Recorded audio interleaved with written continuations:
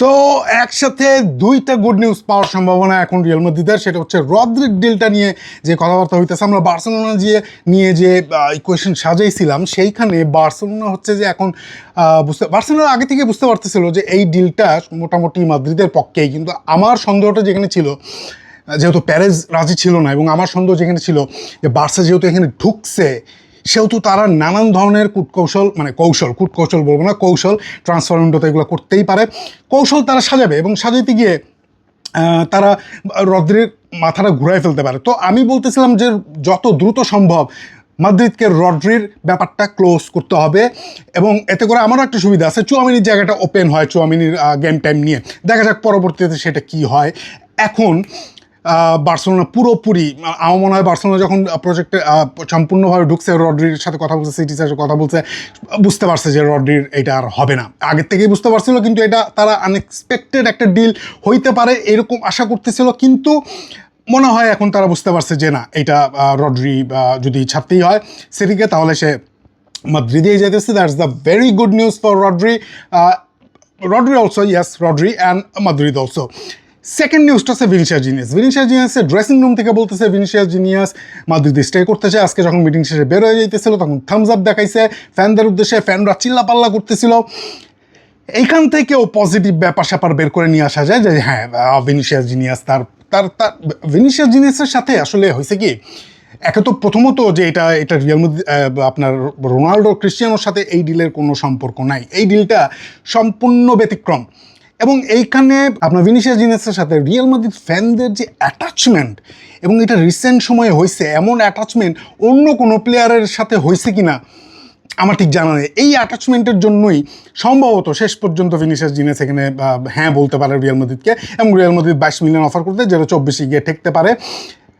মানে ভিনিসিয়াস জিনিয়াসের সম্ভবত এটা বোঝা উচিত যে আসলে মানে প্রজেক্টটা কী, এবং ভিনিসিয়াস জিনিয়াস এতে তার গুরুত্ব কমে যাইতেছে না, এতে তার ভ্যালেন্ডিয়ার পাওয়ার, মানে সব কিছুই। কারণ ভিনিসিয়াস জিনিয়াসের জন্য কখনোই রিয়াল মাদ্রিদ স্ট্যান্ড নেয় নাই এমন হয়নি। প্যারেস খুবই ভালোবাসে ভিনিসিয়াস জিনিয়াসকে, তার ফ্যানরা খুবই ভালোবাসে ভিনিসিয়াস জিনিয়াসকে, কিন্তু for the sake of the club এইটা হইতে যাইতেছে এরকম যে সম্ভবত হ্যাঁই বলতে যাইতেছে ড্রেসিং রুম থেকে, এই ধরনের একটা পজিটিভ একটা ভাইব আমরা পাইতেছি যে ভিনিসিয়াস জিনিয়াস আমাদের হ্যাঁ বলতে চাইতেছে, আমরা এইটা শুনতেছি। এখন দেখেন অনেকে বলতে পারেন ভাই আর্সেনাল গেলে সমস্যাটা কি? আর্সেনাল গেলে কোনো সমস্যা নাই, সমস্যাটা হচ্ছে ভিনিকে আসলে মাদ্রিদেই মানায়। আর্সেনালে গেলে এটা আর্সেনাল সম্পূর্ণভাবে জিতে গেছে এই ডিলটাতে, এবং আর্সেনাল মনে হয় এই ডিলটা ছাড়বে না শেষ পর্যন্ত। আরও তারা, কারণ তাদের যেটা আমি বলতেছিলাম, তারা যেইখানে তারা আছে সেই জায়গাটারে টিকায় রাখার জন্য যা সম্ভব তাই তারা করবে, এবং এখানে এই জন্য ভিনিসিয়াস জিনিয়াস আরেকটা জিনিস হতে পারে, সেটা হচ্ছে ভিনিসিয়াস জিনিয়াস যতটা সম্ভব মাদ্রিদ থেকে বের করতে পারে এইটার জন্য এই প্রেশারগুলো দিয়ে যেতেছিল। রক নেশন তো এমনিতেই খুব বাজে, যেমন ডিয়ামন্ডের ডিলটা তারা যে চুরি করছে যেইভাবে, যে ওই আগের ডিয়ামন্ডের এক্স এজেন্টের সাথে যে ঝামেলা রয়েছে, মামলা করে দিছে।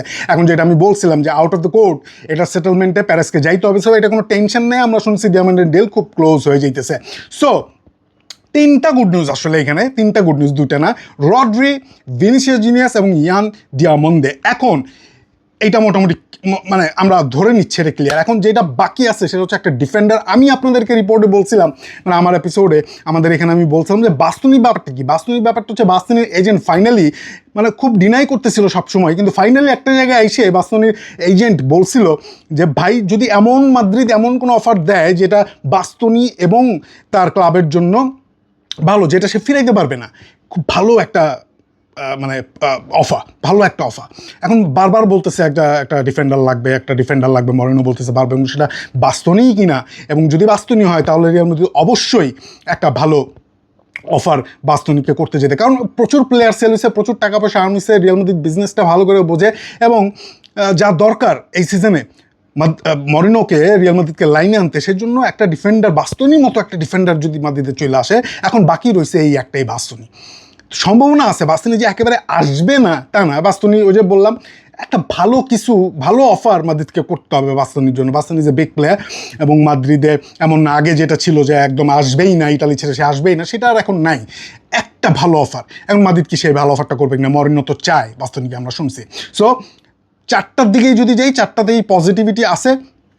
আপনার রদ্রি, ভিনিসিয়াস জিনিয়াস, ইয়ান ডিয়ামন্ডে এবং যদি মরিনো যেই ডিফেন্ডারটাকে চাইতেছে সেটা যদি বাস্তনীয় হয় তাহলে বাস্তনির দিকেও পজিটিভলি যাইতে হবে। আমরা ফাইনাল কথাটা ভিনিসিয়াসের মুখ থেকেই শুনতে চাই। এখন পর্যন্ত এই হচ্ছে পজিটিভিটি চতুর্দিকে চলতেছে, রড্রির খবরটাতে, ভিনিসিয়াসের খবরটাতে এবং ইয়ান দিয়ামন্দের খবরটাতে, যেটা বলতে অ্যাথলেটিক বলতে যেটা খুবই ক্লোজ, এবং যেটা হচ্ছে যে ইয়াস বাস্তনি ওয়াই নট। তো মাদ্রিদিস তাদের টেনশন কমতেছে, কিন্তু ভিনিসিয়াসের মুখ থেকে আসলে কথা বলতে হবে ডিরেক্ট মাদ্রিদ ফ্যানদের সাথে। মাদ্রিদ ফ্যানরা ভিনিসিয়াস জিনিসকে খুবই খুবই খুবই ভালোবাসে। That's it for Real Madrid আজকের জন্য। কালকে আবার দেখা হবে। আমি আন্দ্রেস সান্তোসের উপর ভিডিওটা করতে পারতেছি না, কালকে ইনশাল্লাহ ইউটিউবে আন্দ্রেস সান্তোসের ভিডিওটা আপনারা পেয়ে যাবেন। Thank you very very much.